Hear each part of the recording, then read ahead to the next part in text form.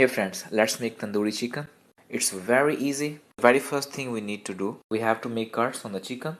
Now let's put in the bowl and start adding the spices for the marination. The first thing we need to do, put some turmeric in, garlic powder. You can also use the fresh garlic if you have, red chili powder, salt to taste, and also add some yogurt.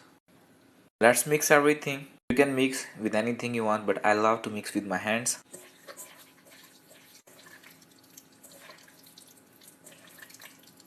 Mix very well and marinate for 30 minutes. Chicken is already marinated. Now let's put 2 to 3 spoons of cooking oil. Put your chicken in the pan. The chicken is done cooking. Let's get charcoal for the smoke. Put 1 liter cup like that. Put the charcoal in the middle. Put some cooking oil. Cover. Our homemade tandoori chicken is ready.